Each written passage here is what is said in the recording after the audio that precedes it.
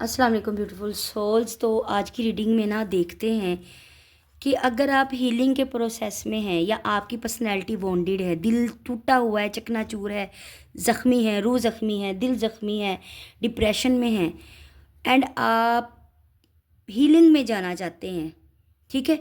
तो उस हीलिंग में जाने के लिए आपको क्या इकदाम करने चाहिए, क्या आपके लिए गाइडेंस है, क्या चीज़ें हैं जो करनी चाहिए और क्या चीज़ें हैं जो छोड़नी चाहिए, ठीक है। जर्नल कलेक्टिव रीडिंग है, लेकिन ये सबके लिए है, सबके लिए है। इसमें कोई ना कोई मैसेज किसी ना किसी के लिए, आप सब में ये जो है ना मैसेजेस आपके साथ कहीं ना कहीं कांटेक्ट करेंगे, ठीक है।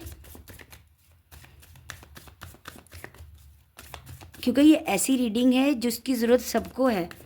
तो देखते हैं कि पर्सनैलिटी को हील करने के लिए आपके लिए क्या गाइडेंस है। जिनके भी दिल टूटे हैं या किसी भी ट्रॉमा में है, डिप्रेशन में है, दुख में है, नेगेटिविटी में है, हर बंदा ही आज के दौर में परेशान है, आपको लेकर, मुझ समेत, मैं भी, आप भी, हर कोई।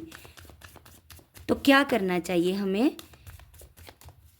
अपने दुखों से, अपने डिप्रेशन से निकलने के लिए।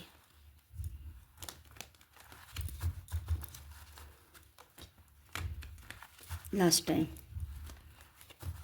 बिस्मिल्लाहिर्रहमानिर्रहीम। ओके, ठीक है। ग्रोथ, सेंसिटिविटी, फॉरवर्डिंग मूवमेंट,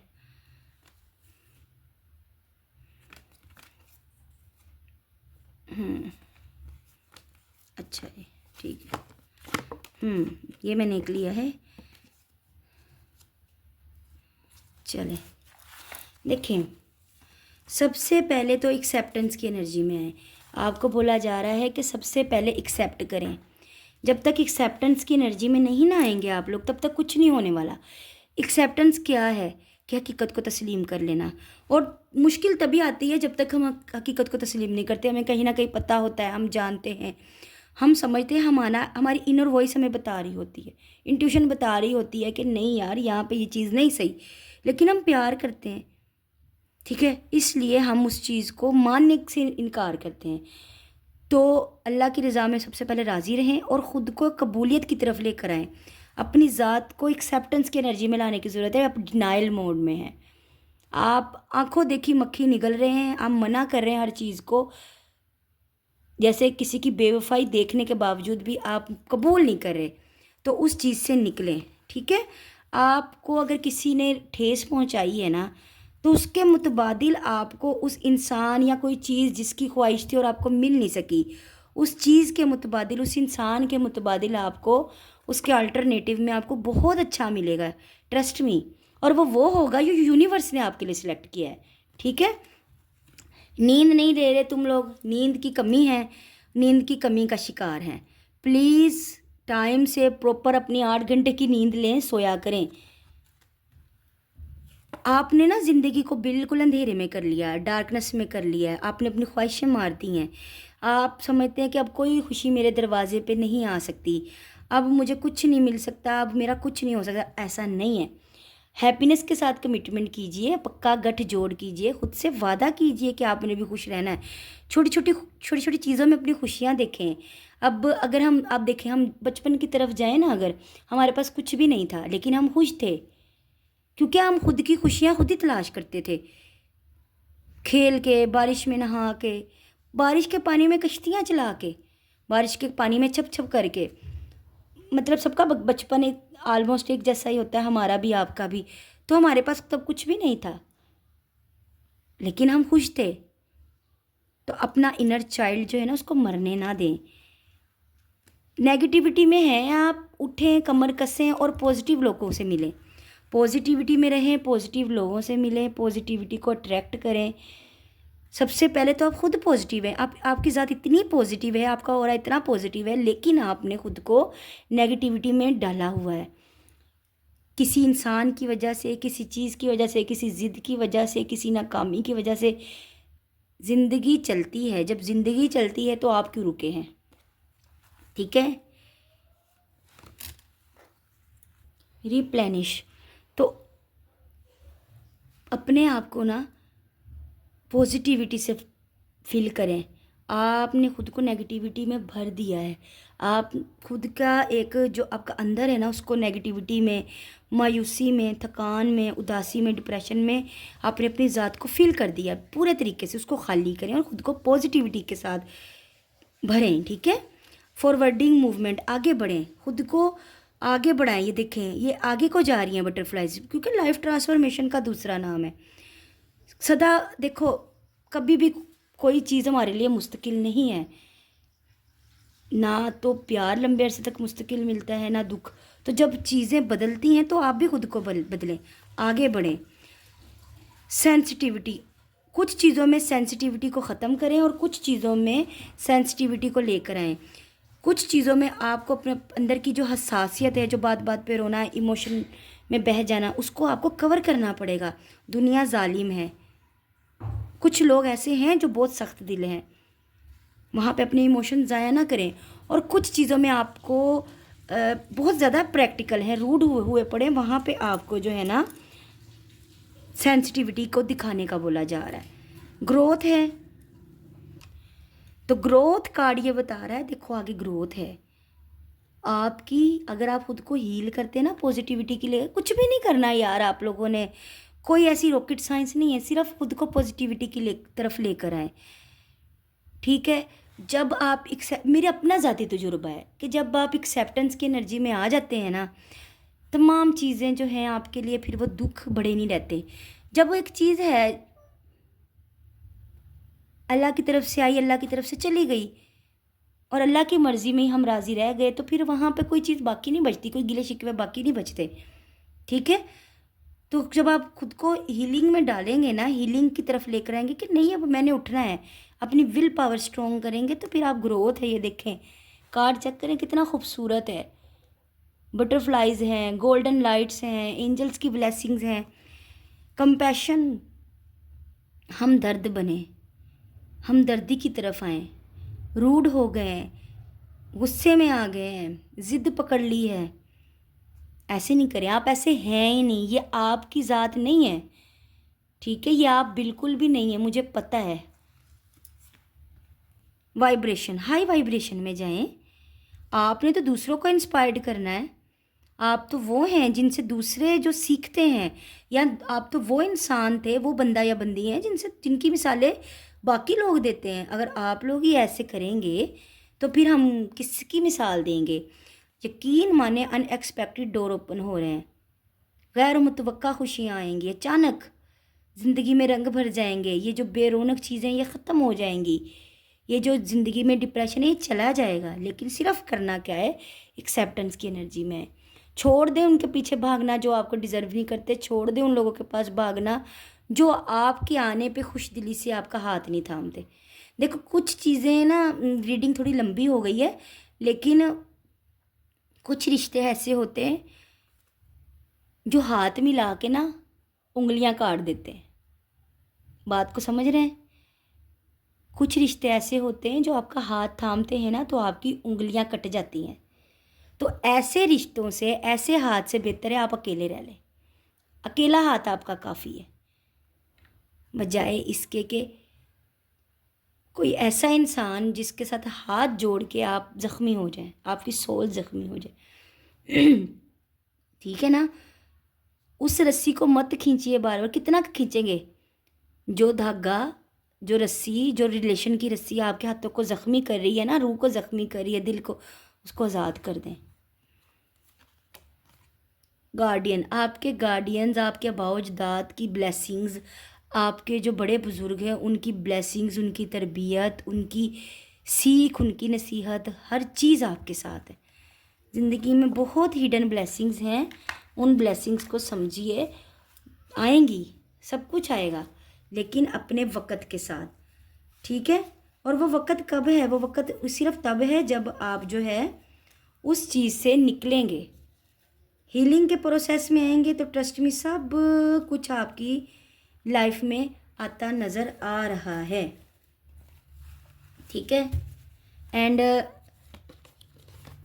یہ کارڈ تھا بوٹم کا آنسر ودن. تو آپ کو سارے سوالوں کے جواب دی ملیں گے، لیکن وقت لگے گا، وقت دے گا، وقت دے گا. اور پھر آپ کو کوئی ملال نہیں رہے گا، کوئی ریگریٹ نہیں رہے گا، کوئی دکھ نہیں رہے گا۔